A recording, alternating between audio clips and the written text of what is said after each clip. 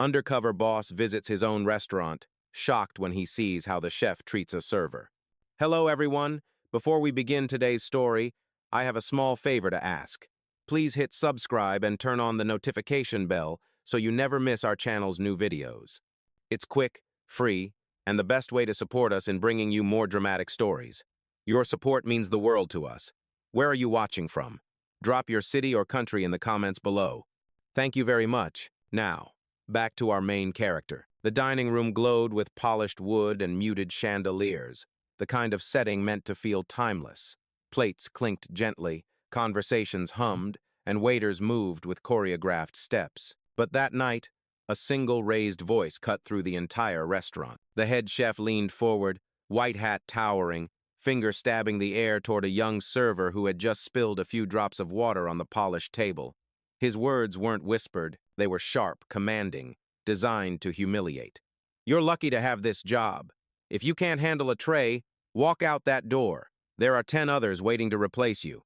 The server's lips trembled. She muttered an apology, bowing her head, shoulders curling inward like she was trying to disappear.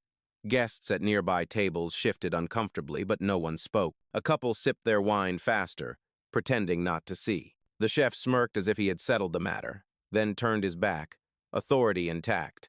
At a corner table, a man in a plain black cap froze mid-sip. He wasn't just another diner. He was the one who had built this entire restaurant group, though no one here knew it. He had come disguised, intentionally ordinary, jeans and a t-shirt, the kind of customer who wouldn't turn heads. His name was Daniel Carter, 51, founder and CEO. Tonight, he wasn't here for a meal. He was here to listen. The humiliation he just witnessed wasn't the first hint of something wrong. For months, reports had trickled across his desk. High turnover, unexplained staff exits, customer reviews that praised the food but whispered about cold service. On paper, the numbers looked fine. But Daniel knew numbers could lie. Culture never did. He set his glass down slowly, studying the young server as she retreated to the kitchen door. Her hands shook as she balanced another tray, but her pace never faltered. She carried herself with quiet dignity, a determination that struck Daniel harder than the chef's shouting ever could. No one else in the room reacted. Not the manager who leaned casually against the bar, not the polished guests who preferred their steak to drama, not even the other staff who kept their eyes down. Silence had become the shield here. The wrong wasn't hidden. It was accepted. Daniel remembered something he once told a training class years ago. If you want to know whether a place is healthy, watch how the lowest paid person is treated when something goes wrong. Tonight, in his own flagship restaurant, he was seeing the answer with painful clarity. The drizzle outside tapped faintly against the tall windows, city lights blurring through the glass. Inside, the chef's laughter drifted from the kitchen, loud, careless, as if nothing had happened. Daniel leaned back, arms crossed lightly, masking the storm rising inside him. He had come here to eat quietly. Instead, he had just witnessed the crack that could split everything apart. This wasn't about spilled water. It wasn't about one bad shift. It was about a culture where intimidation had replaced leadership, where silence was survival, and where dignity had been traded for fear. Daniel didn't move yet. He didn't reveal who he was. He simply watched, memorizing every detail, every face, every silence that spoke louder than words. The story of what would follow began here, in a restaurant filled with warmth and wine, where one voice cut too sharply, and one man in a plain cap realized he had just uncovered a truth no spreadsheet could ever show. The storm outside had eased to a mist by the time Daniel returned the next evening. The flagship restaurant sat beneath a tall glass tower downtown, its glowing sign promising consistency, warmth, and excellence. To any passerby, it looked like every other location in his empire, but Daniel knew the cracks ran deeper than the shine. He wasn't here for steak or wine. He was here to see what had been hidden. He chose the same seat as before, a corner table with a wide view of the dining floor. From there, he could observe everything without drawing attention. The decor was classic polished oak walls, framed oil paintings, and soft lighting that flattered the guests. But the beauty of the room only made the silence heavier. Servers glided past, trays balanced, faces blank, their movements efficient but lifeless. One stood out, the same young woman from the night before. She wore a clean apron, sleeves rolled just above her wrists. Her hair was tied back neatly, but her eyes carried a tired distance. She worked with precision, refilling water glasses, folding napkins, delivering plates with both hands steady. There was no wasted motion, no pause, just a rhythm that came from repetition, not joy. Daniel watched closely. She wasn't clumsy, she wasn't careless, yet she walked as if every step risked judgment. When another server brushed too close, she instinctively lowered her head, like someone trained to shrink out of the way. It wasn't exhaustion, it was something colder, survival. Near the kitchen door, the head chef emerged again, checking the room with the pride of a man who thought it was his kingdom. Guests smiled at him as though he was part of the show. He smiled back, charming, confident. But Daniel had already seen the other face, the one that barked and intimidated. Tonight, the mask was polished, but Daniel knew what lingered beneath it. The manager on duty leaned against the bar, scrolling his phone between orders. He greeted regulars warmly, but never once looked toward the staff who hustled under his watch. When a tray wobbled in the hands of a new trainee, he didn't move to help. He just shook his head faintly, as though expecting failure. The culture spoke louder than words. Daniel pulled a folded napkin across the table, pretending to wipe a spot of condensation from his glass. In truth, he was writing down details. Timestamps, staff positions, small notes that would mean nothing to a casual guest but everything to an investigator. The young server approached with a quiet smile. "Refill for you?" she asked, her voice soft, almost cautious. Daniel nodded. As she poured, he kept his tone casual. "Busy night. Tips must be decent." The hesitation was there again, just for a second. Her hand didn't shake, but her eyes flickered. She smiled without warmth. "Not really. Depends on who's allowed to take payments." She said it quickly, like brushing off an afterthought, then turned to serve the next table. Daniel let the words sink in. Allowed. Payments. It wasn't just about attitude anymore. Something structural was at play. He recalled the quarterly HR dashboard revenue climbing, yet turnover spiking. Now the pieces began to connect. Numbers didn't align because people weren't being seen. From across the room, he watched her again. She avoided the register, never once handling a card. Only certain staff stepped behind the counter, sliding credit slips and tapping screens. They laughed with ease, their uniforms sharp, movements slower, more confident. Meanwhile, she and others carried the weight of the work without ever touching the terminal. Daniel's jaw tightened. A system designed to be transparent had been bent. The wrong wasn't in the mistakes of a single night. It was in the invisible rules shaping every shift. He leaned back in his chair, eyes steady, and let the realization settle. This restaurant, his restaurant, wasn't broken by revenue or food quality. It was broken by silence, by favoritism, by fear hiding in plain sight. And if no one else would name it, he would. For now, he stayed still, recording each detail in his mind. But the investigation had already begun. Daniel stayed at his corner table longer than he needed, sipping slowly from a cup of black coffee that had long since gone cold. The bitter taste was no longer from the drink itself, but from the silence hanging in the room. Each detail sharpened his suspicion. The wrongness wasn't a mistake, it was a pattern. He watched the servers closely. The young woman carried most of the floor, darting between tables with practiced precision. She cleared plates, poured water, and folded napkins with a rhythm that came only from repetition. Yet every time a guest reached for their wallet, she stepped back. The payment always went through someone else. Two men in pressed uniforms lingered by the register more than they worked the floor. One younger, hair slicked back, smirked as he tapped the touchscreen with exaggerated ease. The other leaned on the counter, arms folded, offering help only when it meant swiping a card. They weren't servers, they were gatekeepers, and every tip flowed through their hands. Daniel kept his expression neutral. When the young woman passed by again, he asked quietly, "Why don't you run the payments yourself?" She didn't stop moving. She kept her hands steady on the tray, but her voice dropped, low enough that only he could hear. "I don't have access. The system doesn't let me." Daniel raised his brow slightly. "Not assigned?" She nodded toward the counter, not daring to point. "The manager decides who gets access. If your name isn't in the system, you don't get digital tips. You're invisible." Ugh, invisible. The word cut sharper than the chef's shouting the night before. She wasn't just underpaid. She had been erased from the process itself. Daniel glanced at the bar. The manager was still leaning casually, laughing with a guest, oblivious or perhaps comfortable in his authority. Behind him, the head chef strode out again, joking with customers as if he were the star of the evening. No one watching from the outside would guess that beneath the polished surface, the staff hierarchy had been quietly rewritten. The young woman returned a few minutes later, this time carrying a small notebook tucked discreetly under her tray. When she placed the check on Daniel's table, she hesitated, then slid the notebook toward him with the gentleness of someone handing over a secret. Her voice was barely above a whisper. "I just needed to know I wasn't crazy." "Huh?" Daniel opened it carefully, like a fragile artifact. Page after page was filled with neat handwriting dates, table numbers, bill totals, the digital tip shown on the screen, and the amount she actually received. Red circles marked the discrepancies. Notes in the margin explained when she had been shut out of payments, when her name hadn't appeared in the system at all. She leaned closer, speaking quickly before anyone noticed. "I've lost over $600 this past month, but what hurts more is no one even asks who divides it or how."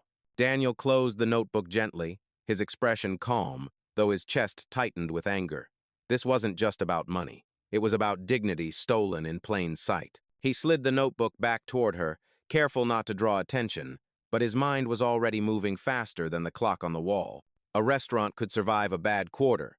It could survive a dip in profit. But when its best people began to believe the system didn't see them, that was the true collapse. That was rot spreading from the inside. Daniel didn't speak further. He didn't need to. The evidence was now undeniable, not just suspicion, but proof written in ink. He reached into his pocket, pulling out his phone under the cover of the table. With a discreet angle, he snapped photos of every page, dates, totals, red circles. Enough to begin an investigation that no manager could dismiss as rumor. Across the room, laughter rose from the register. The young men at the POS were joking again, tapping the screen like it was a game. To them, this was power. To Daniel, it was the crack that would break everything open. He placed his empty cup back on the saucer. The sound was soft, but in his mind, it landed like a verdict. The time for suspicion had ended. The audit had already begun. Daniel left the restaurant that night without looking back. The drizzle had stopped, leaving the sidewalks slick and reflecting the amber streetlights.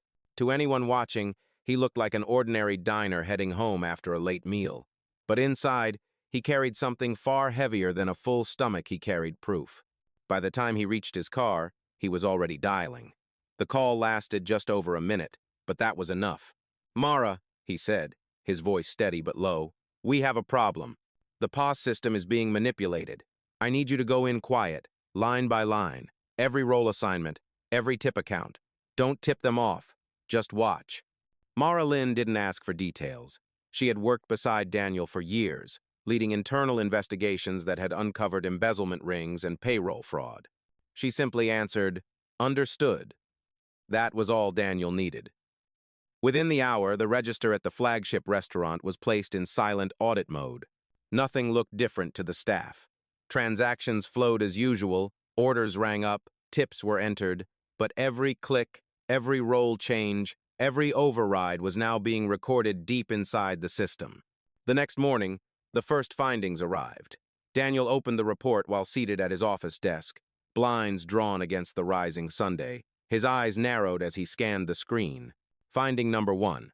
The system had been modified with a hidden access tier labeled Preferred Internal. This tier wasn't visible on the public-facing staff settings. Only 3 accounts had it: Brad Coleman, the manager, Tyler, the young man with slicked-back hair, and an unassigned profile labeled Kitchen Support 03. Finding number 2. Over the last 30 days, digital tips exceeded $7,200. Of that amount, 67% had been routed through Tyler's account, even though service logs showed he had covered fewer than 15% of tables. Finding number 3. Payroll listed a part-time kitchen employee named Marcus Hill. According to the schedule, Marcus had worked 21 mornings in the past month, but HR records showed no file, no tax paperwork, no valid ID. Whoever Marcus was, he didn't exist. Daniel leaned back in his chair, rubbing a hand over his jaw. It wasn't just favoritism anymore. It was theft engineered to look like structure. The young woman's notebook had been the first crack. Now the audit confirmed the fracture ran through the foundation. His phone buzzed again. A second message from finance flagged payments to an LLC named Douglas Henderson Services, small weekly transfers labeled as staffing logistics. But the contact information linked back to an email once tied to Brad Coleman years ago, when Daniel had investigated a different case quietly. That case had gone cold. Now it was boiling. He stared at the data, each line sharpening the anger in his chest. This restaurant had been built on the promise of fairness. Every worker, no matter their role, was supposed to share in the dignity of service. Yet here, the system had been rewritten to hide greed behind layers of access codes and false accounts. Daniel stood, walking to the window. The city was waking, traffic swelling on the street below. For most people, it was another ordinary morning. But for him, the storm had already begun. He picked up the phone once more, his tone calm but firm. "Mara, keep digging. I want every roll change traced, every shell payment matched, and do it without alerting anyone at the branch." "Yes, sir," she replied. Daniel ended the call and exhaled slowly. This wasn't about numbers anymore. It was about people who had been made invisible. He thought of the young server's eyes, the hesitation in her smile, the notebook she had guarded like a lifeline. He knew what came next. Silence was over. The truth was unfolding, and soon everyone involved would have to face it. That afternoon, Daniel returned to the restaurant. The same plain black cap pulled low, the same casual jacket. To the staff, he was still just another customer. But this time, he didn't come to observe. He came to confirm. The dining room was steady with the lunch rush. Plates of burgers and sandwiches moved swiftly across tables, glasses refilled, napkins folded. Daniel chose the far corner booth again, the one with the best sight lines. From there, he could see both the register and the staff working the floor. The young woman, her name tag read, Emily, moved between tables with that same quiet intensity. She didn't falter. Every motion was smooth, practiced.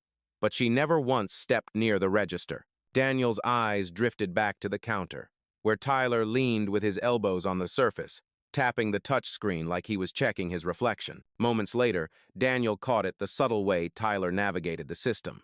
Not just entering payments, but flipping through screens too quickly for a part-time server. His fingers moved with a rhythm that belonged to someone who had access beyond his role. Daniel leaned forward slightly, just enough to catch a glimpse of the header flashing across the terminal.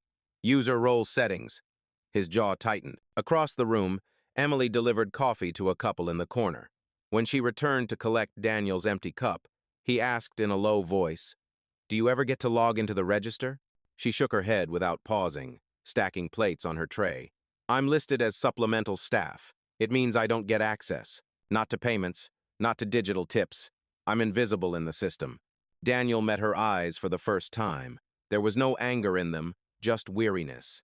She had accepted invisibility as the cost of survival. Behind her, the manager, Brad Coleman, stood chatting with a regular, his posture relaxed, a polished pen clipped neatly in his shirt pocket. He looked every bit the capable manager, calm and likable. But Daniel now saw the truth behind the smile. Brad was the one who controlled the assignments. Brad decided who got access and who disappeared from the system. Emily followed Daniel's gaze discreetly. "It's him. He sets it all up. And Tyler, he's his nephew." Her voice was so low he almost missed it. Then she walked away, leaving Daniel staring at the man who had turned fairness into favoritism. Minutes later, Emily returned. This time, she placed something else on the table besides a refill. A thin paper notebook, edges bent, the cover soft from use. She slid it across without a word. Daniel opened it carefully.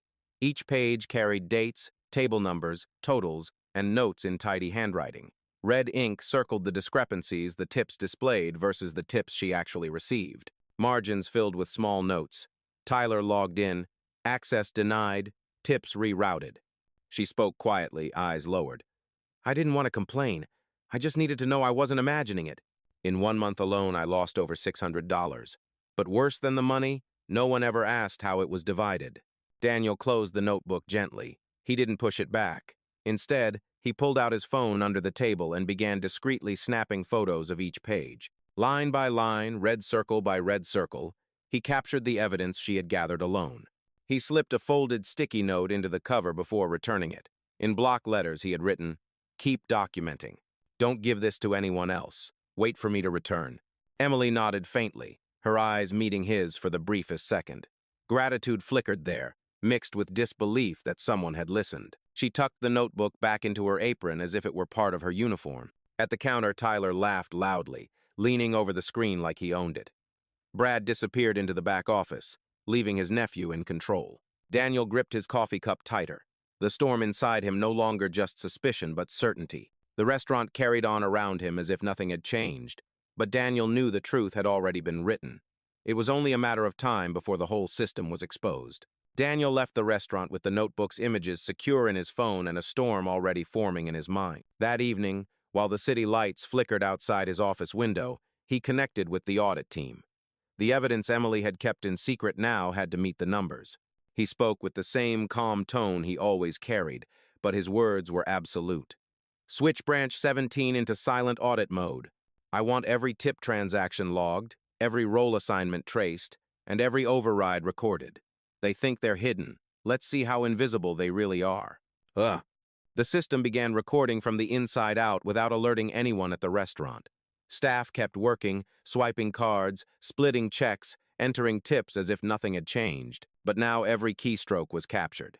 Daniel waited, patient, while the first results rolled in. By morning, the findings painted a picture darker than Emily's notebook alone could show. The report came across his desk in a plain folder. He opened it slowly, scanning each line. Finding number 1. The POS had been modified. A hidden tier labeled Preferred Internal was giving advanced access to accounts not visible in the standard staff settings. Only 3 users carried this tier: Brad Coleman, the manager, Tyler, his nephew, and an account marked Kitchen Support 03.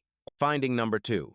Over the past 30 days, digital tip totals had reached more than $7,200. Of that, 67% was routed through Tyler's account, even though service logs showed he had covered fewer than 15% of tables. Finding number 3. Payroll records listed Marcus Hill, a supposed part-time kitchen employee, clocked in for most mornings. But HR had no file for Marcus Hill, no onboarding documents, no tax forms, no valid social security number. Marcus Hill did not exist.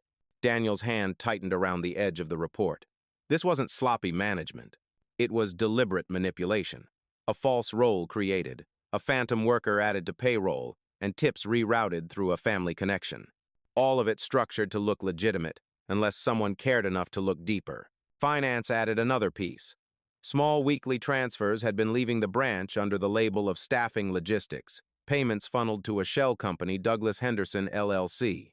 On paper, it seemed harmless, but the contact email tied to the LLC belonged to none other than Brad Coleman, registered years ago when Daniel had investigated a smaller fraud that slipped away without enough proof. Now the proof was stacked in front of him. He didn't just have suspicions, he had numbers, patterns, names.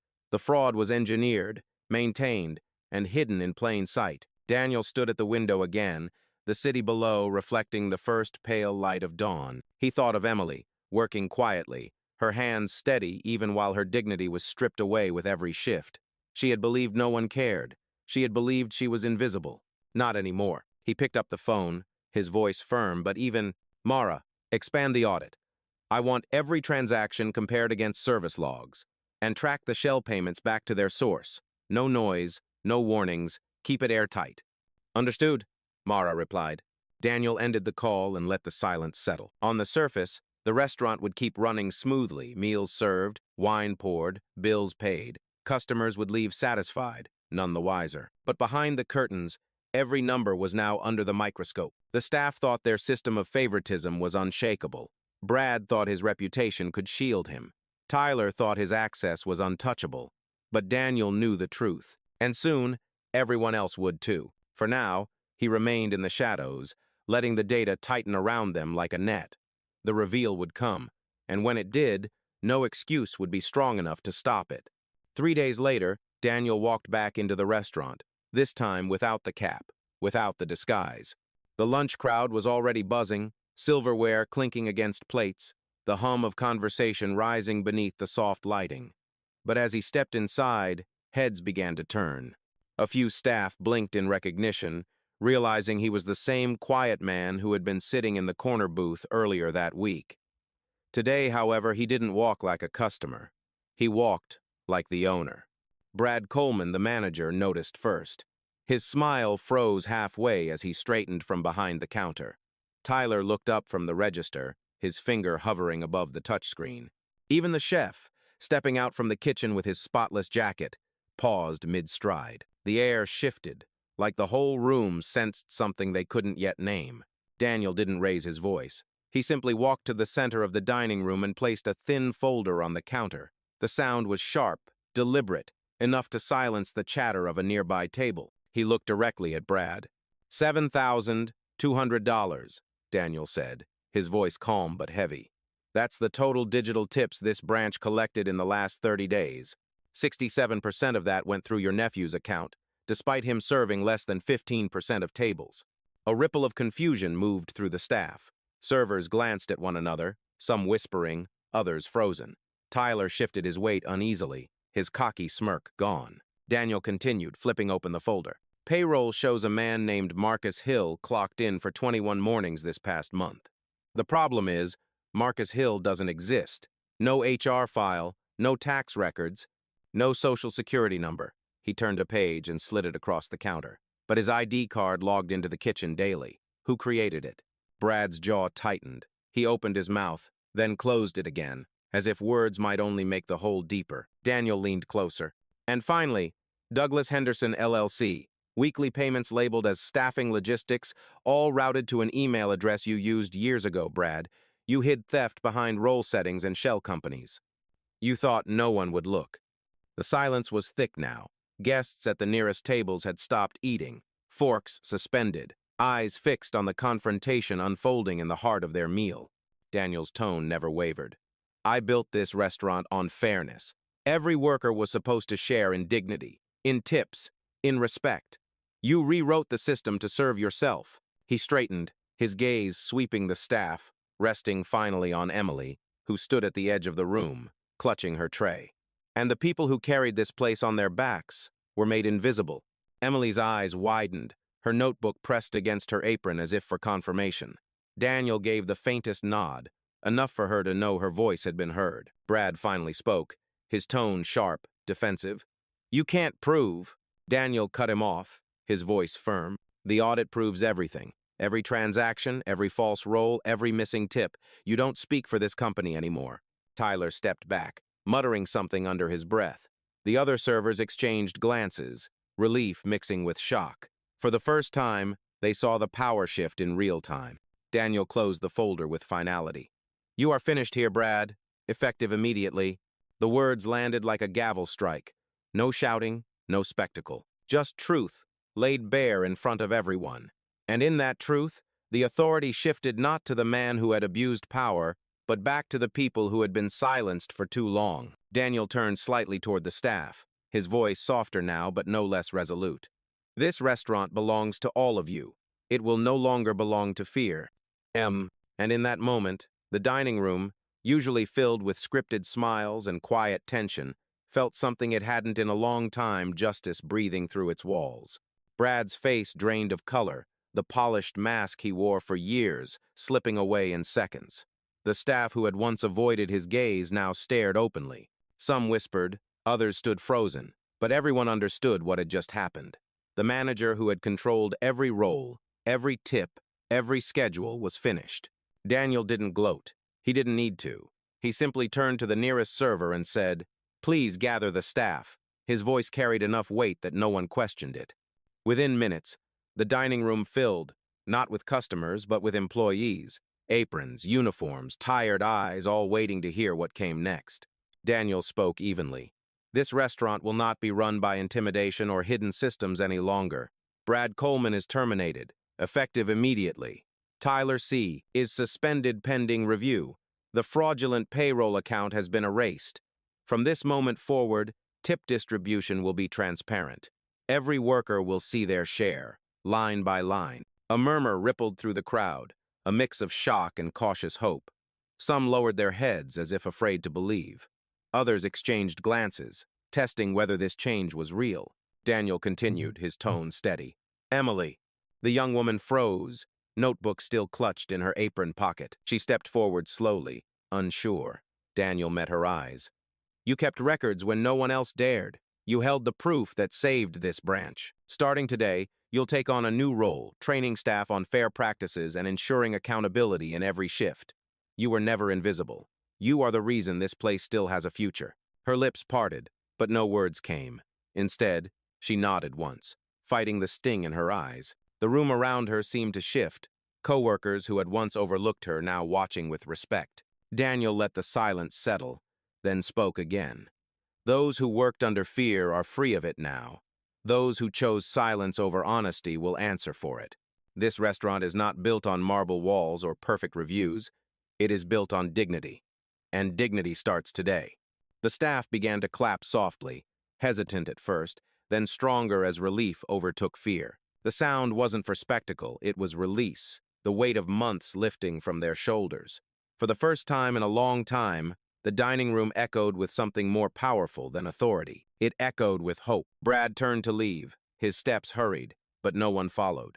His power had dissolved into nothing, replaced by the quiet strength of truth revealed. Daniel didn't watch him go. He looked only at the employees gathered before him and said, "Get back to serving, but this time, serve with your heads high. No one here will ever be erased again." And with that, the storm that had built in silence finally broke not with thunder, but with the calm certainty that justice had been restored. The restaurant slowly returned to motion. Guests resumed their meals, but the atmosphere was different now, lighter, less strained, as if the walls themselves had exhaled. Servers moved across the floor with straighter backs, their steps no longer dragged by the weight of fear. Emily carried a tray of water glasses, her hands steady, her pace calm. For the first time, she looked less like someone surviving a shift and more like someone who belonged. Daniel remained by the counter, watching without interference. He didn't need to stay long. The message had already been delivered. He caught Emily's eye as she set a glass down at a nearby table. She gave the faintest smile, small but genuine. It was the kind of smile that didn't need words to explain. As he prepared to leave, Daniel spoke one final time, his voice low but firm enough for those nearby to hear. "A restaurant doesn't just serve food, it serves respect. Without it, no system can survive."